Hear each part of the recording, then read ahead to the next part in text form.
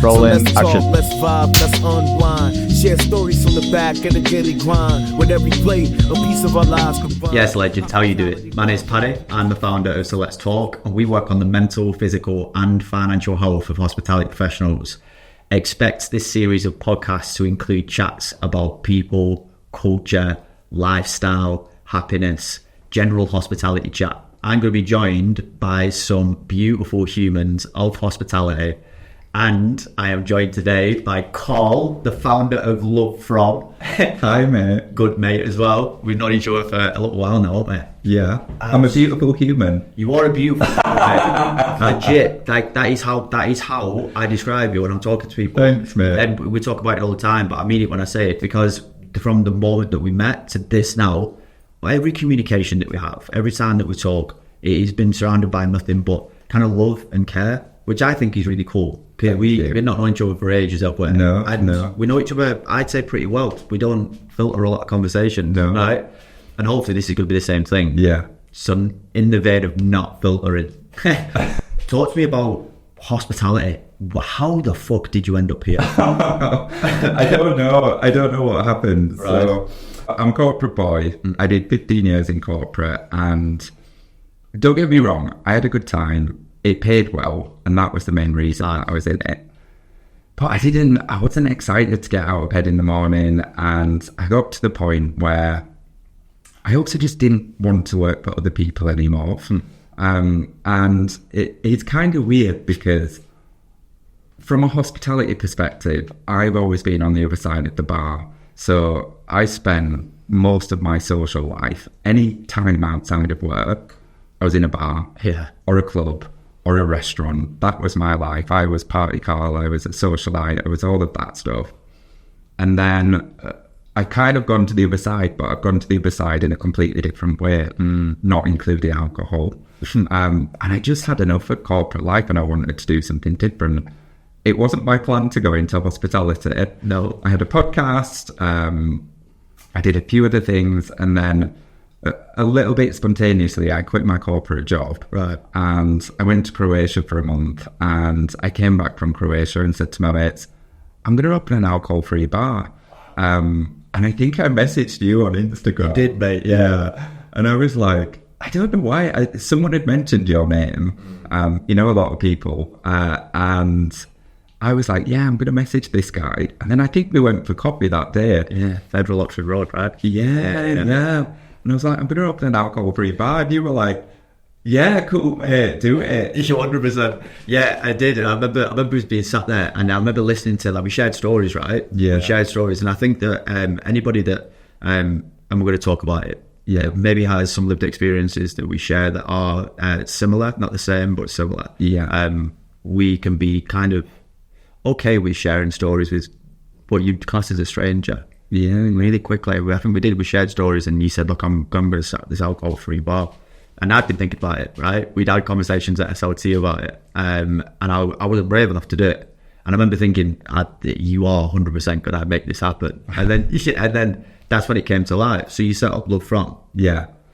Yeah, so I set up Love From as a pop-up. So I did a little trial. It was for Sober October. I thought, right, do 2 weeks, see what happens. Like, is this a thing? Because there's that kind of mindset with, if Alc Free Bars were a thing, surely there'd be lots of them. And there are not lots of them, right? But if you look at the market, if you look at people's behaviour with not even just going sober, but people being more curious around sobriety, people being mindful drinking, people being more conscious of alcohol, people being more health conscious, and set out with a goal of not looking to open a sober space that is just for sober people, but looking to open a bar that replicates the experience of being in a traditional bar, just without the booze. So same vibe, same quality of drinks. Often if you're not drinking, you go to a traditional bar, and not to give like the whole industry a bad rep, but the choices can be limited. And even though the drinks category is improving and the quality of the products is getting better, often you're faced with well-known brand 0% beer and a few mocktails, and those mocktails will typically be juice and syrup. And so it's like, well, actually, if you're choosing, not even just to be sober, but if you're choosing not to drink, why should those choices be so limited? It's not encouraging people to make a different decision, right? So there's like the drinks element of it, but then people, there's this perception of not going out and having a drink is boring. It's dull. You know, the whole like mindset of, oh, go on, have one, like, don't be boring, like all of that type of language. And when I first got into recovery, I found that really difficult. I found that really difficult because I know I'm not a boring person, but people feel the need, or did feel the need, to push something on me that wasn't working for me. Yeah. And why is there this perception? Like, why is there this pressure to drink? And, you know, that comment is not even about individuals. It's a societal thing. It's at a macro level. Huge. And don't get me wrong, I used to be one of those people. I was the biggest drinker in my group of friends. If someone said to me, I'm not drinking tonight, I'd be wondering why they're even coming out. You know, what's the point? And I would go to the bar and I'd buy them a drink. I was that person. You know, I can say this as someone that has been like on the other side, and I'm not proud of that, because now I know like how that feels for a person that is choosing not to drink. And I'd go as far as saying I would only socialise with people that drank like me. So actually, people were choosing not to drink, or if they weren't drinking a lot, I wanted to drink with people that were drinking at my pace. And so if you weren't having 2 drinks at a time or a shot with every drink, then I wasn't really interested in your company. And that was like extreme, and, you know, that led to addiction for me. But I think the example being pressure to drink, to go out and socialise, to have a good time, it's wrapped up in this expectation from society. So my goal with the bar was, I want to prove to the world, and I think a little bit to myself, I think there's a bit of a like personal mission in there, that you don't need that and it can exist without it. Yeah, and do you know what, it's so fucking cool to hear you frame it like that, because you are right in what you're saying there. Well, I believe that you're right from my map of the world. We hold mirrors up, don't we? Yeah. Right? So, and if somebody was out and not drinking, they were holding a mirror up to me. Exactly. And that hurt me, because I was like, wait a minute, that person's really comfortable to enjoy themselves without a beer, and I can't do that. Yeah. So therefore, I'm gonna push back against that person. Literally. Right? I'll be like, oh no, what do you mean you're not drinking? Oh, go on, have a shot over. Yeah. And that's because really what was happening was an internal battle of, actually, I'm kind of jealous a little bit that person's happy to be in that place and be able to socialise without having a drink. Yeah. I back then, because I don't drink now, but back then I couldn't do that. Yeah. I couldn't imagine anything worse. But then talk to me about, actually, let's talk about that a little bit. You created an incredible brand really quickly. Really, really quickly. Right? No, you really have. Like, it's a really powerful movement that you've got. It's a big brand. But you've got heat, haven't you? You've got something online, and you deal. Well, from the outset, it looks like you deal with it really well. Yeah. But in reality, what you're doing is holding a mirror up, and actually on social media, people have pushed back, haven't they? How have you been working through that? How have you been working through that process? Oh, it's been tough. Yeah, it's been tough. It's been in the early days. For whatever reason, I was able to shrug it off a bit easier, because it was the start of the journey. It had not been happening that much. I had more resilience. I wasn't as tired from working constantly. Yeah. And I saw it actually as an opportunity to love from exist, to challenge perceptions, which is everything that I just described. Yeah. So in a way, negativity on social media was playing into my hands, because it was giving me an opportunity to respond to those comments. That is, you know, I'd look for the negative comments, because that would literally give me an opportunity to create content off the back of that. And not in a way that is, oh, you know, this is just about creating marketing. In a way that links directly to our core purpose, which is, I can challenge your perception of this. You know, the day we did a reel with Manchester's Finest, it blew up. Yeah. It got like hundreds of thousands of views on Insta. It got 13 million views on X. It was crazy. And there were a lot of good comments in there, but most of the comments were, what's the point? Why would you pay that for juice? So it's a coffee shop. If I had £1 for every time someone said to me that Love From is a coffee shop, we don't sell coffee. Yeah, but you don't sell coffee. You know, there was a lot of this negativity, and I remember in the early days just doing some really quick TikToks, responding to these, just capturing the comments and quickly responding to it. And people loved it. So those people helped me get more reach. Like, we built our socials very quickly in the early days. Yeah. But then there was a line that was crossed when it would get personal. Yeah. And I share quite a lot about my personal journey. And sometimes I worry that it's a bit of an overlap with the brand itself, because I'm running a business, right? But then I share a lot about my story. And sometimes I'm like, is that very businessy? Should I be sharing that? Is that an overshare? Wow. And I get comments about that stuff, and, you know, people saying, what's an alcoholic doing opening an alcohol free bar? Like, he's obviously still got a problem. I've had people saying things like, oh, I hope it fails, stupid idea. You know, you won't find me there, like all this type of stuff. I think it's an indication of where the world's at with social media, because it's very easy behind a screen scrolling to make that quick comment for something that you don't like. Yeah. The fact that someone has to go out of their way to do that rather than scroll past is a whole different conversation. Agreed. But I have to just keep in mind that, so I do struggle with some of those personal comments, and there have been times where I've posted and I've said, look, I'm really struggling with this. It's a lot of heat that we're getting, and we're just trying to do a good thing. Like, why is it aggravating people so much?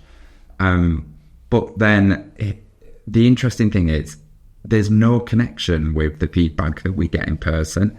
I have never, to this day, had a single person say to me face to face anything like what is said online. Really? Yeah, because they don't. No, they won't. Yeah, it's an internet thing. Yeah. Actually, that's quite helpful, because I can remove my ego from that a little bit. I can remove the, like, personal attack from that a bit. It literally is, you know, people say this, but it's just trolls. It's people looking for a response. So yeah, it's been difficult, but I try and use it to our advantage. And I think you have done well. Yeah. No, I really do. Yeah, because we are very different personalities, obviously. But like the stages where I read it, and I'd just be like, fuck off, right? Just fuck off, right? And it's not always the best response. I'm kind of emotional on that part. But there's been something that's been really obvious for me witnessing that happen, and that's because stigma comes from a lack of education, right? Yeah. People don't understand something, they stigmatize it. Yeah. And that's what I've seen happen. Online, people don't understand it because they haven't lived your life. They haven't lived the life of someone that might be in recovery. They don't understand it. They don't want to understand it. It's very different for them. So then they're going to push back against it. And that has been the constant narrative, right? Yeah. So now when you recognize that, you look at it and be like, okay, cool, it's just happened again, right? It's just another person that doesn't quite understand. Yeah. And that's absolutely fine. The whole chat about how we stop people from doing that, I think you can't. It's something that's always going to happen, unfortunately. But I think the way you've dealt with it has been really powerful. Thanks, man. Yeah, it is. I think it's really, really cool. And the little TikToks used to make me laugh, where you just responded back and being like, but then with that being said, so you've just to kind of wrap that up a little bit, you've gone from working in a corporate job, then going, this is no good for me. Whilst you were working in that corporate role, drinking a lot, taking drugs, living the lifestyle of someone that goes out and parties a lot, and then got to a stage where it was no longer good for you. Did recovery, or the process of recovery, start whilst you were still in that corporate role, or was it just before you opened up the bar and you'd left? It was kind of, I was still in the corporate world. Yeah, I was still in the corporate world. So my very pod history is party boy, loved to go out, earns good money, always, after work drinks, and it could be, I am one drink and it's game over. Yeah. That is me. That's why I say it. I'm an addict. People who go for a pint, have a glass of wine, have a gin and tonic, I don't get it. It doesn't compute for my mind. Okay. Because for me, if I'm not drinking to get absolutely shit-faced, then what's the point in me drinking? Okay. So what that would result in is an after-work drink on a Tuesday night, you've had a busy day in the office, go for a bottle of wine, go for a couple of pints or whatever, have one drink, get a bag in, then that decides the rest of the night, basically. But I would still go to work the next day, and I would work with, there are so many people in the corporate world doing that. Yeah. And doing it in a way that is being described as high functioning, in a way that is then being glamorized because it's high functioning. And that's not a judgmental comment, because I was that person as well. That was my kind of, it came hand in hand with my corporate life. But then I'm massively into electronic music, into house music, into techno. So it'd get to the weekend and then it'd be like, right, we're going to the club. Yeah. So party. And then COVID hit. Right. And that's where it just all went downhill. So I was already in addiction when COVID hit. I'm not saying COVID caused my addiction. I was in it for... It's an interesting thing, because when I first went into treatment, I thought like the last year of my life had been addiction. Okay. And then a few weeks into treatment, I realised that probably the last 10 years of my life had been addiction. And actually, the word addiction is loaded, and there's some prejudice around what addiction looks like. Okay. Visually, how it manifests, but actually addiction is a scale. And someone can be an addict and can be a binge drinker, for example. There are, it looks lots of different ways. COVID hit and everything stopped, right? The world stopped. It did. Hospitality stopped, wiped out. Everything had to close. So I went from having that drink, getting a bag in, etc., to just doing that at home. Right. Every day. Okay. And there was no requirement for me to draw a line, for me to keep up appearances, for me to have to drag myself to an office and look respectable, for anything like that. I could do what I wanted when I wanted. And I think this happened with a lot of people. COVID was either one way or the other, in terms of lots of people were like, oh, it was amazing for me. I picked up all these new hobbies and I exercised loads and I stopped drinking, and, they had like that really positive experience with also what was going on in the world. But for me, it went the other way. Yeah. And it was, oh, okay, I can do this all the time now. So I was drinking and taking drugs around the clock. And the only time that I wasn't was when I was incapacitated and asleep. Yeah. I would wake up and I would start again. So I lost my corporate job during that, and then it got to the third lockdown, the start of the third lockdown. Yeah, geez, there's loads for me. Yes, that's crazy. Yeah, it's wild. Yeah. And I'd been in crisis. I was in mental health crisis, and I'd spoken to Samaritans. I'd spoken to Calm campaign against miserably. I got referred to some local services in Manchester for drug and alcohol support, and they got me onto a treatment path, basically. Okay.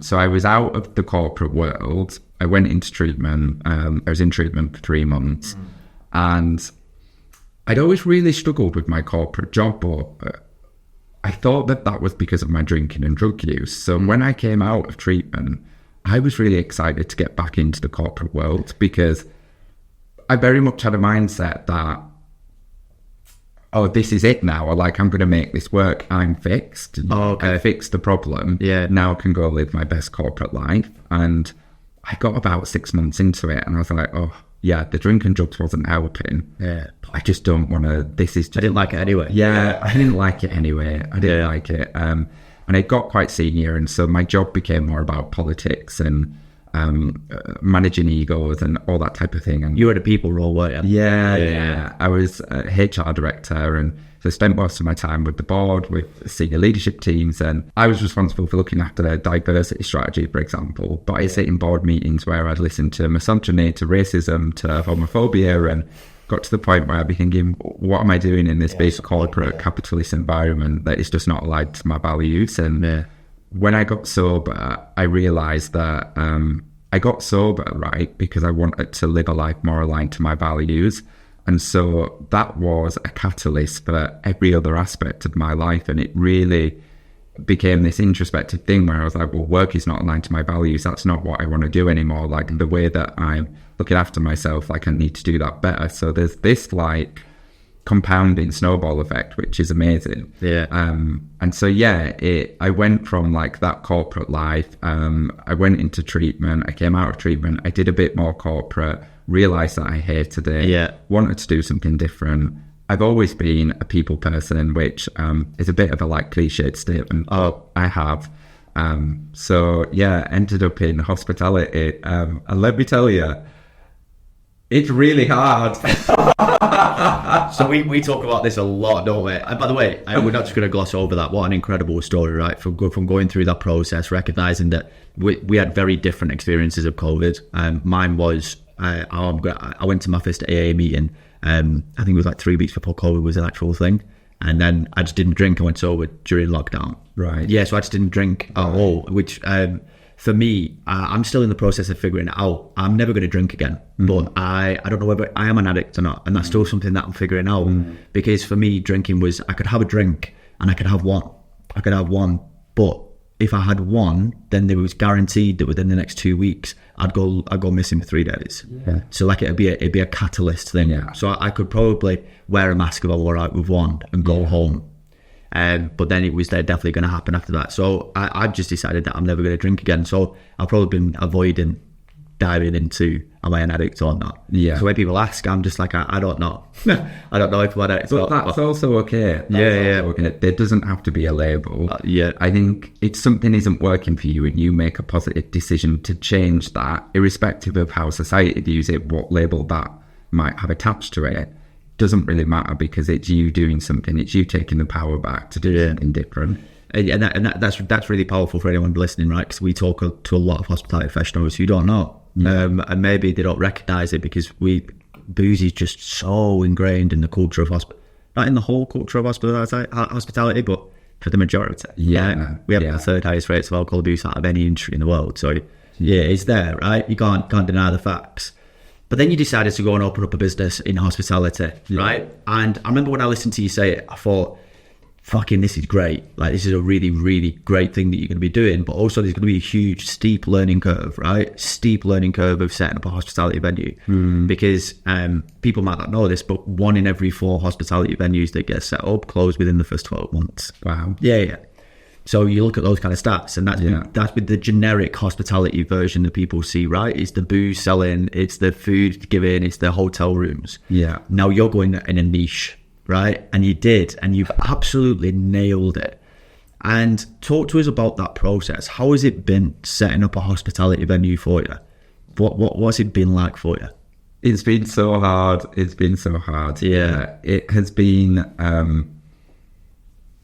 It's been amazing in many ways, because I have really come to learn and understand what goes into creating an amazing hospitality experience. Yeah. And when I think about some of the stick that hospitality gets in terms of service and low-level wages and all of that type of thing, and then now that I can see behind the scenes what goes on, it's been really hard. And it's been really hard being the founder, because you're so focused on what you want it to look like, and the detail and the thinking that goes behind every single aspect of running a venue. You know, we're operating a niche, but just remove that for a moment. And for me, I want people to have an experience.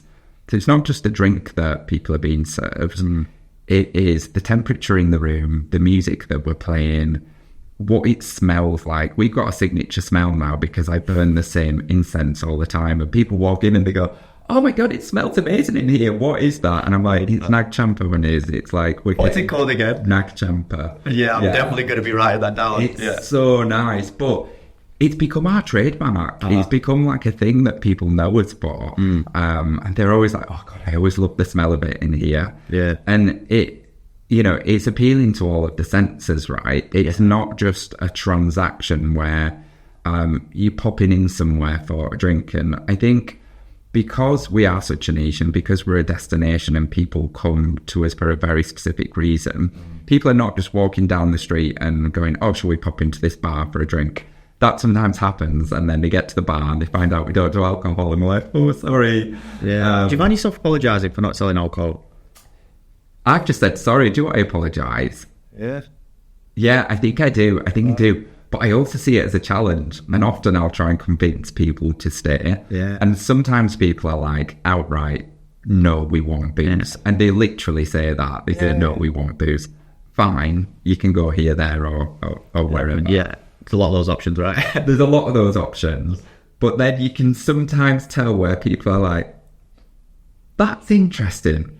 There's no alcohol in anything. And I'm like, yeah, everything's completely alcohol free. Like, why don't you try a drink? And then you can go somewhere else. And that happens quite a lot. That's so cool. Yeah. That must be an amazing feeling for yourself, right? Because hospitality is about making other people feel something. Yeah. So I think Will Gawada, who's written Unreasonable Hospitality, talks about service industry is black and white and hospitality is colourful. And there's a huge difference. Like, you go to McDonald's, for example, you know what you're going to get. You're going to get asked, do you want fries with that? And you know exactly what you're going to get. And it's the same style of service every time that you go. Yeah. You go to an independent hospitality venue, depending on who's serving you, how that person's feeling, what's the special that week, whether you've created a non-alc beer like you have, or what was it? Wasn't a beer, was it? It was a sour beer. Yeah. You're always going to get a different vibe and a different feeling, and there's a lot more goes into setting up a hospitality venue like that, which I think me and you talked about quite a lot. Yeah. From the team to the space that you create to running events that you do all of the time. Yeah. There's a lot to be thought about.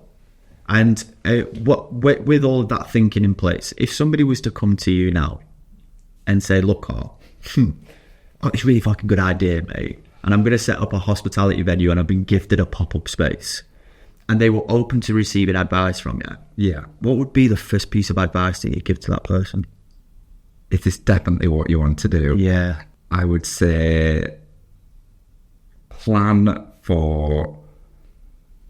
add more to your plans. So if you've got a certain amount of money in mind, add money to that. Yeah. If you've got a certain team size in mind, add to that. Yeah.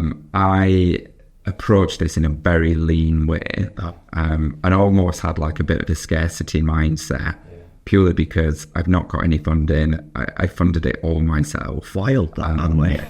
And but it's meant that there's been some cost associated to that in terms of we've not been able to order stock really far in advance, so we order stock weekly, and it sounds like a simple thing, but it's extra admin. It means sometimes we run out of things because hospitality is wild and there's no rhyme or reason to what happens. You can plan for a busy weekend because there's an event on and it's dead. And then you think a weekend's going to be quiet and you're absolutely rammed and you've not got the stuff in that you need, and it's like, what is going on? And I think a lot of that is me not having the hospitality background and experience to know that those things happen. So yeah, I think like plan for like more than what you've planned. I would say, I don't know if this is quite generic, but I would say look after yourself. And I really mean this, because I went into this with the mindset of, right, we're closed 2 days a week. Those 2 days, at least one of them will be a day off, and the other one will be a bit of an admin day where I can do bits and pieces. And it did happen. It just didn't happen. I was working 7 days a week, and that's partly because the brand blew up, and we went from having a bar to then creating our own drink with a major brewery, doing festivals, doing corporate gigs, all of this stuff. And I was very much a yes person in that. I'm like, yeah, we'll do it. I want to get the message out there. I want to build the brand. Yeah. But it came at the expense of my health in many ways. So it, my mental health took a bit of battering. Physically, I was exhausted, and it feels conflicting saying those things, because at the same time, it's that thing where like multiple states of being can exist, right? So I was feeling crappy for as a result of exhaustion. Uh-huh. But I was feeling amazing because the business was going so well. And like, I'd be walking through the street and people would be like, oh my God, you're the Love From guy. Like, it's amazing what you're doing. It happened to me the other day. This woman, she didn't even say that. She just walked up to me and gave me a hug. And then she went, oh, I'm so sorry. You're the Love From guy, aren't you? And I was like, yeah. I absolutely love it's that. amazing what you're doing. So I was constantly dealing with these, and still am dealing with these massive highs and lows where I'd be like, oh my God, I'm so tired. Like a tired that I can't describe, and you will know it because you've worked in hospitality. But there's always something that needs to be done. And that was quite new to me as coming from a corporate world where my role was just strategic and overseeing the team and planning ahead and sitting in meetings, talking a lot of shit, to be honest, like you do in those types of jobs, to suddenly being like, okay, there's always a situation like, actionable as well, right? Yeah, or it's something that you have to react to. There's whether it is the pipes are frozen and we've got no running water and we're a cocktail bar, the dishwashers are not working, like we can't unlock the door, we can't open the venue, like all little stuff. All little things, but you're like, okay, shit, we can't open unless we fix these things. And or we've got an event in an hour and 40 people are coming and this thing has happened. So the reactive nature of it, in many ways I enjoyed because I'd not been in that environment for such a long time. And I'm quite a solutions like focused person. So it's like, it's exciting, but also it gets tiring. And I think it means you can't ever truly switch off because there's always something to do. One of the biggest conversations I had with hospitality professionals, right? So I used to fall asleep to background hospitality nannies. So during lockdown, I used to listen to cocktails being shaken in my headphones to fall asleep to. That's because my body was so used to living in a stress state. Yeah. My body was so used to living not in a pressure state, which I thought it was a stress state. Yeah. That I didn't know what to do when I wasn't feeling like that. My body couldn't regulate itself like that. And being a founder, so putting it all into perspective. So you set up the business. It's been going for how long now? How long has it been going? So we launched last October. So we're coming up towards 9 months. No, 10 months. Okay, so in 10 months. So you've been at Park Life. Yeah. Right. Festival, was it? Where was your festival you were at? We've done Park Life. Wellnergy Festival, the Big Retreat. We're at Cheshire Fest soon. We've had, in the last couple of weeks, Latitude and Leeton Reading Fest have reached out. So that's just the festivals. And then you've also created a space. You've hired a team of people. You've created multiple cocktail menus or different drinks on a cocktail menu. Yeah, I've got a cocktail bar. No. You've hosted... I can't even think about how many events. You've also worked with brands like Boohoo, right? You've got to run corporate events. You've created non-alc beers with Cloudwater, right? You've done all of this stuff within 10 months. Yeah. Some of it at the detriment to your own health, right? Yeah. And I resonate with this.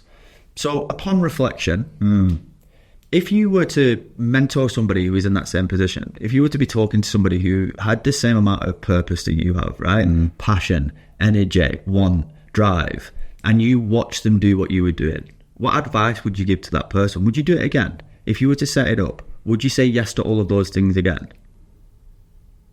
Yes. Yeah. I think I would. I think you would as well. I think I would, yeah. Because I think so much of not just brand building, but I see Love From very much as an alcohol-free movement. And I've said from day one, I always use language like, we're more than just a drink in a glass. It's something I say a lot. And this is about encouraging people to think differently about alcohol. And the way that you gain traction with a movement is momentum, right? Yeah. And so there's no way that I would relive those experiences and have Park Life drop into my inbox and say, nah, not going to do it. I'm tired, mate. I'm all right, mate, thanks. I would probably...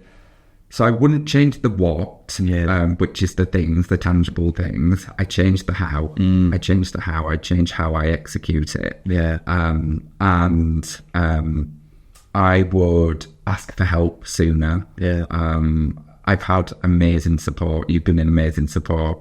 I've had lots of people that have offered their time free because they can see the passion in what I'm doing and they really want to be part of it. And that has been incredible. And one of my biggest joys that I've taken so far from working in hospitality is the sense of community and the sense of people wanting to muck in and help. And the amount of times where I've been in situations where at the last minute I'm like, fuck, what are we going to do? And something comes up. Someone pops up and someone helps and someone sorts the situation out. Gotta love that about hospitality. Yeah. And no matter what, it's always with people don't want anything in return. Yeah. Because people in hospitality get it. Yeah. And they know what it's like. And that has just been incredible. I think I would, the only way, because it's easy for me to say, I'm not going to sit here and say to you, yeah, I do all those things, but I just make sure I take a day off every week. Because the reality is I wouldn't be able to do that. Yeah. Work needed to be done. And 100%. you know, I found it hard when people have been like, oh, take some time off, rest, don't burn out. I'm like, how? Yeah. It's just me. Okay. I really appreciate the sentiment and the concern, but it's just me and it's got to get done. We've talked about that, haven't we? Yeah. We have. And it's like that sounds cushy. That sounds really nice, just taking a day off and not worrying. But how? In reality, like how? So let's talk about the future then. Yeah. Let's talk about the future. So you've achieved such an incredible amount in such a short period of time. You really output it. The next steps for Love From, we're going to talk a little bit about who you are when you're not being hospitable. Like what do you do, right? When you're not doing all of this wildness. But for the future of Love From, let's talk about our business and then we'll talk about you personally. What are the next steps? Like, where do you take it? Where do you go? $1 million question. Yeah, I don't know. I've got lots of ideas. Yeah.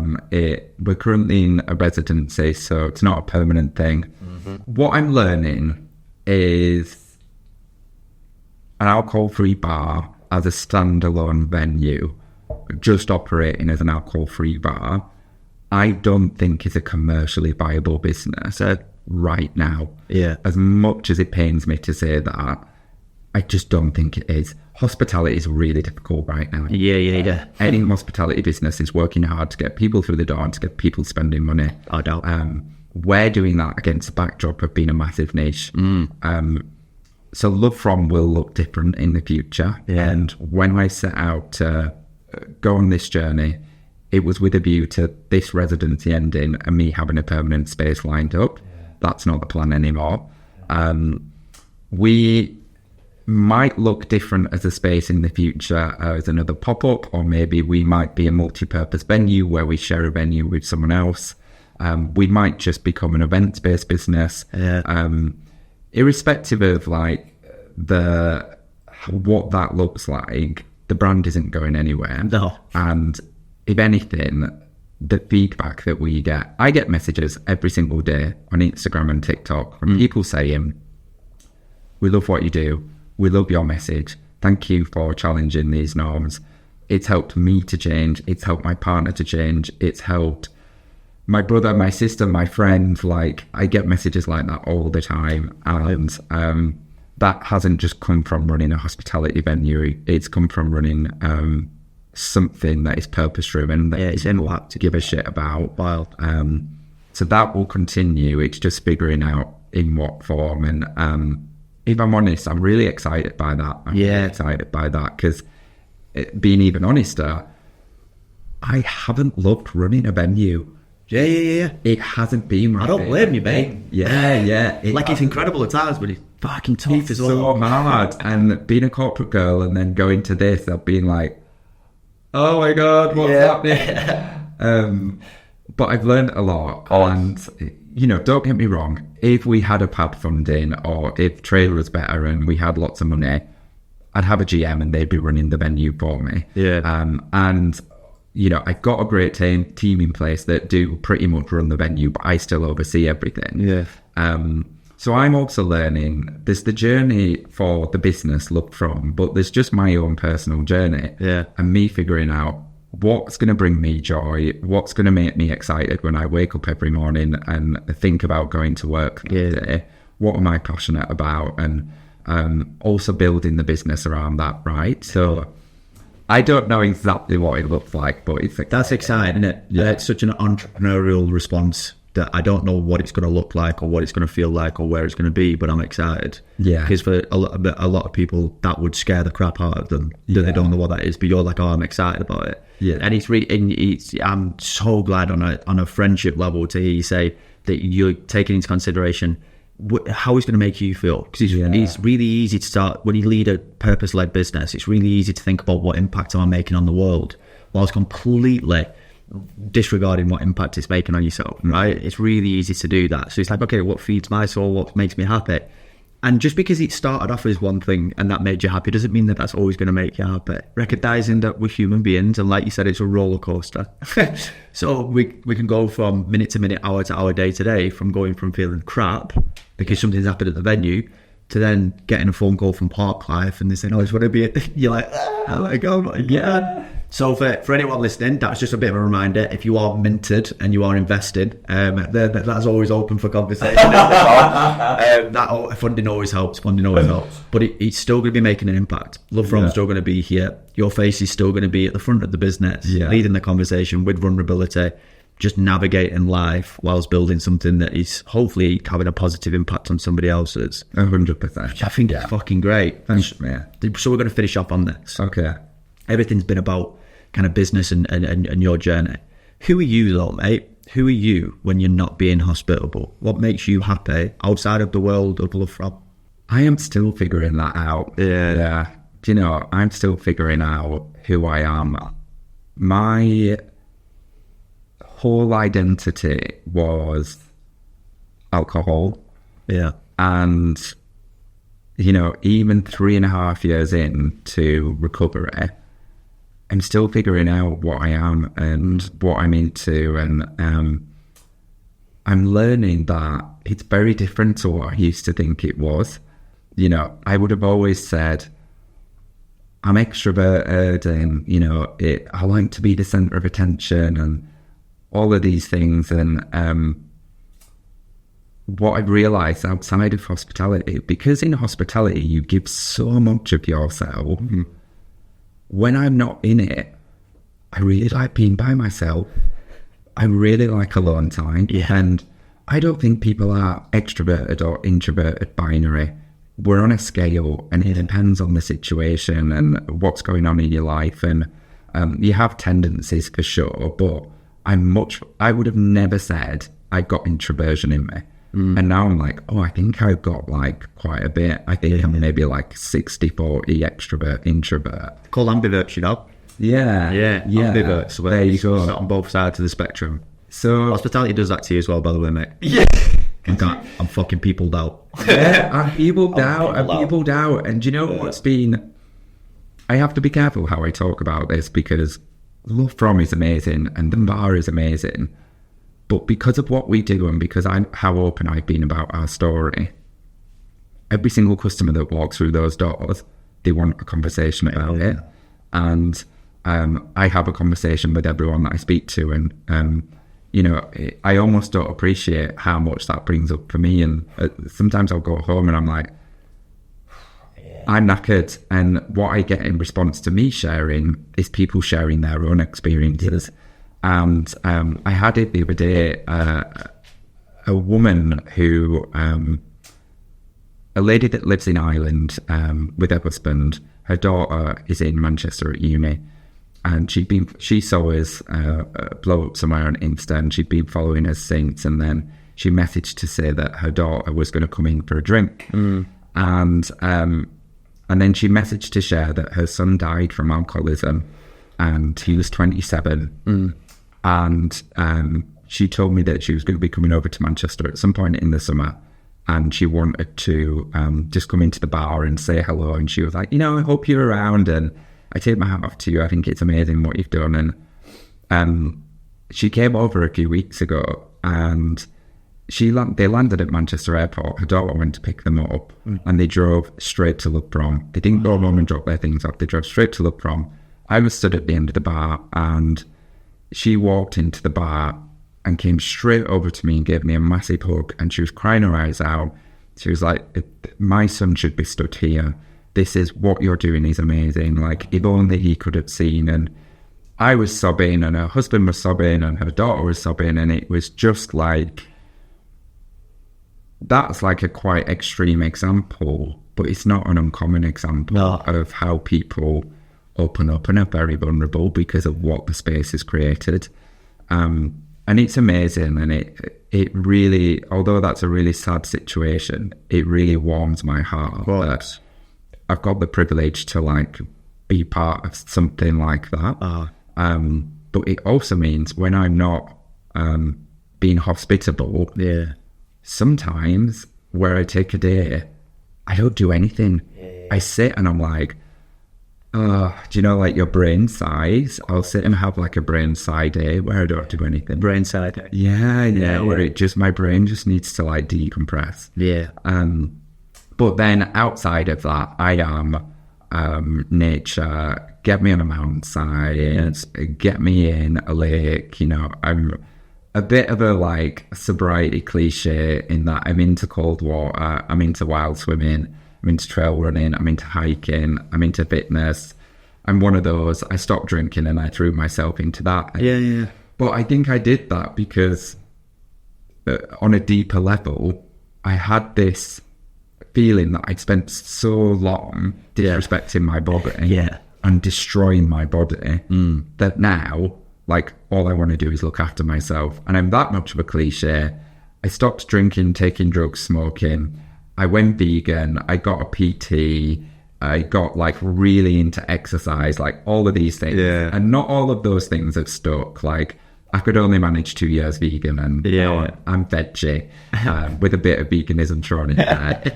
So, you know, there's only so many things you can cut out in life. 100%. So yeah, I'm really into having more time by myself, being in nature. Exercise makes me feel like a different person. I could be having the toughest of days, and I put my running trainers on and go out for a run, and I feel like a completely different person. Incredible. Like, the science is true. It is. But then I'm also struggling with, what else am I? And it sounds like a bit ego, because it's like, well, what else do I do? Yeah. I don't know. So I'm still figuring this stuff out. And that's cool, though, right? I mean, look, I don't understand why it is a cliche. It seems really obvious to me. So that everything that I was chasing through drugs and booze, I then replaced with something that was holistic, right? So meditation, personal development, therapy, cold water therapy, personal training, cricket, whatever the fuck it was.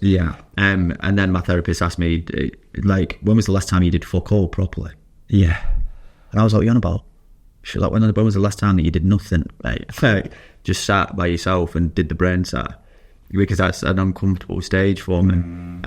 But I think we're all still in that process, mate. I think we're all still in that process of figuring it out. And I think instead of chasing what the end result is, just kind of learning to be like, okay, it is a process, so what happiness can I find in the process? Where can I find the light in this process? Because navigating it can feel tough at times, which is also valid. And I think it's something that you and I think we'll finish on this, I think it's really powerful for anybody that is in contact with somebody that is running a purpose-driven organisation, something that is around maybe recovery, addiction, mental health, any of these topics. Just check in with that person before you share. I ask everyone around me to ask me one simple question, is that, are you in a place to receive this information, Paddy? Before I share it with you, I'm going to talk to you about this topic. And I ask them to check in with me, because I am so empathetic that I will always want to listen. And then I do that at the detriment to myself, because we are sounding boards. And we're collecting, and then your brain does need to sigh.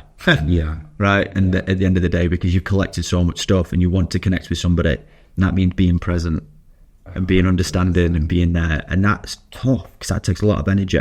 So for anyone who is watching this, the future for Love From's exciting. Very exciting. Don't quite know what it is yet, but it's exciting. It is going to involve a lot of impact. Look, mate, I love spending time with you. Thanks so much for being on. Thanks, mate. 86 in the silence with us. And no doubt we shall see more of you. All right. Thanks very much. Amazing. Thanks, mate.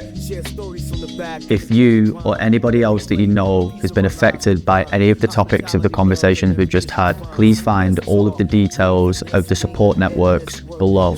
Big love. through the nights, chasing these dreams. So let's talk, let's vibe, let's team.